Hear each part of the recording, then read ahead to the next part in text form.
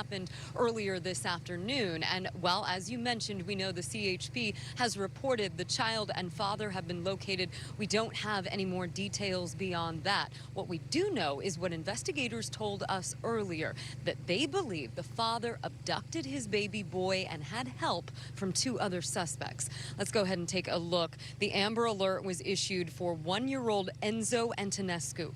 Investigators say the child's father, 20-year-old Dragan Antonescu, along with these 2 other suspects, 48-year-old Viorel Ile and 40-year-old Mariora Ile, confronted the baby's mother in the Target parking lot on Kalima Road in the City of Industry Sunday afternoon.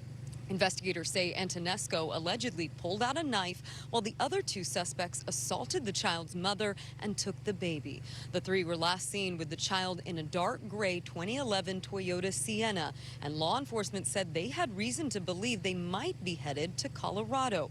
An Amber Alert was issued and pictures of the suspects were released along with the van and license plate. But again, as we just mentioned, the baby has been found. That's according to CHP, along with the father. But we are still waiting for details from the LA County Sheriff's Department on exactly where they were found and under what circumstances. As soon as we get that information, we'll be sure to bring it to you here and online. For now, that is the latest from the City of Industry. Lindsay Pena, KTLA 5 News. Back to you guys in the studio. All right, Lindsay, we'll talk to you again at 11.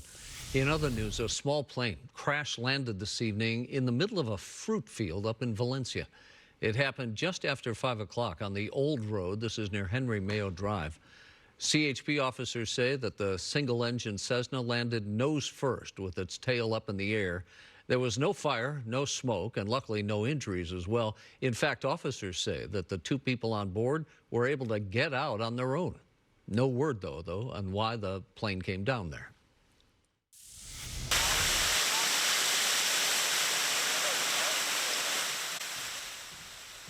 A water main break causes a sinkhole on a residential street in Fullerton, damaging at least 1 home. New surveillance footage shows the moment the water main ruptured. The break sent water shooting some 50 feet into the air along Los Solanas Lane. Around 1 p.m., people who live in the area say the pipes under their neighborhood are old and in very bad condition. It was probably going 5 feet over the roof into that yard, and then after that it was just rocks were flying out of the freaking ground, hitting the roof, and it was a mess. We've had work done here by, it seems like, I think the water people were doing work here for the past 3 months, so then now they're going to be back for more, and that sucks. More than a dozen homes were impacted by the temporary water outage, but service has since been restored. Well, here's some good news. Firefighters are making progress against the pyrite fire that's burning in the Arupa Valley, and all evacuation orders and warnings have now been lifted. As of this evening, that fire has scorched about 551 acres, though, but is 48% contained, at least according to CAL FIRE Riverside.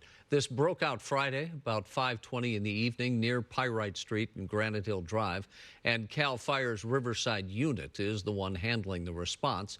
The cause of all of this still being investigated, but nearly 300 firefighters, they've got about 8 hand crews, a couple of helicopters, have all been out there fighting the blaze. So far, no injuries, thankfully, are being reported. All right, Vera is in for Kai tonight with a look at the forecast that you may like if you like it a little bit cooler, right, B? That's exactly right, Karine. Today, though, temperatures are still well above average, so I think today will be the day when most of us feel that heat, because by tomorrow we're going to start to see a little bit of a drop in those temperatures, and you can see a little bit of why here in the skyline view. Behind it you can see a tiny bit of marine layer that will redevelop into tomorrow and will even strengthen and thicken as we head into Tuesday. And in fact, by Tuesday there's a small chance that we could see some drizzle. Temperatures by the time we get to Wednesday and Thursday are going to be somewhere between 10 and 20 degrees cooler than they have been. So again, that's going to be a welcome change. We are going to see periods of gusts over the desert and the desert slopes. In addition to that, we are looking at some of this afternoon's daytime highs. In Wrightwood, still comfortable at 72 degrees. Santa Ana, 81.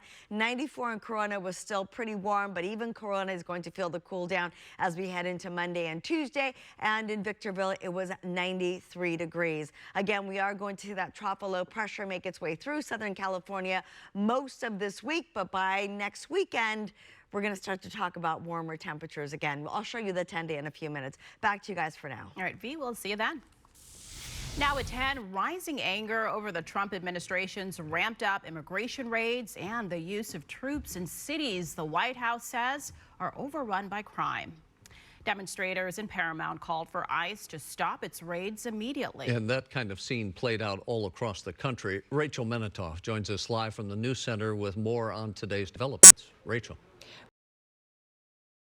Korean demonstrators say they are showing their solidarity with other sanctuary cities targeted by the Trump administration, the latest of which appears to be Chicago. Today, President Trump seemed to clarify a social media post he made showing the city in an apocalypse and said he's not actually going to war even after sharing the ominous meme.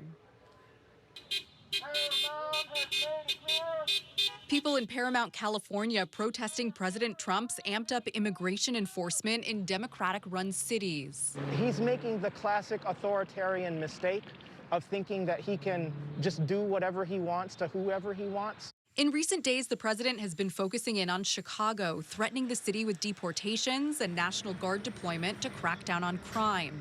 President Trump was insistent when speaking with reporters Sunday that he's not going to war with Chicago, despite a Truth Social post that reads, "Chicago about to find out why it's called the Department of War."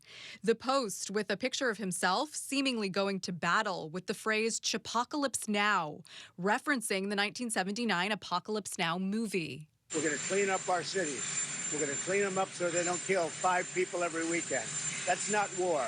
That's common sense. Donald Trump has got to go. Details about the president's plans to send federal troops to the Windy City have been sparse, but widely condemned by Illinois Governor J.B. Pritzker and Chicago Mayor Brandon Johnson, not to mention the thousands of people who took to the streets Sunday condemning enhanced ICE activity. We're going to do more worksite enforcement operatives. The U.S. border czar said on CNN Sunday he's going to expand workplace immigration enforcement. ICE releasing this dramatic video of a raid at a Hyundai EV plant in Georgia. Homeland Security says it detained 475 people, most of whom are South Korean nationals and were in the country illegally. And is focused on ensuring accountability for those who violate the law and uphold the rule of law. Hyundai owns the plant, but claims none of the workers were directly employed by them. U.S. Representative Dave Min, who represents much of Orange County, says this: "I am increasingly concerned about the Trump administration's indiscriminate and seemingly racially motivated targeting of immigrants." And the several hundred South Korean workers who were detained at the Hyundai factory will be released and flown home as part of a deal with the Trump administration. In the News Center, I'm Rachel Menitoff. Rick Kareen, back to you. All right, Rachel, thank you so much for that. Sad news to report in local politics. John Burton, a powerful liberal California politician who had served decades, has died. Burton was elected to the Assembly back in 1964, and from then on, he was helping shape the state's Democratic Party. By the 1970s, he was elected to Congress, but then Burton later became addicted to cocaine. He did not seek re-election in '82, but then after getting sober, he did return to the legislature, became a powerful lawmaker. Governor Newsom praised Burton as a, quote, champion for the poor, the bullied, the disabled, and forgotten Californians. Still ahead on the KTLA 5 News at 10. Jillian Smuckler has this story. An iconic Malibu seafood spot is saying goodbye after nearly 4 decades. And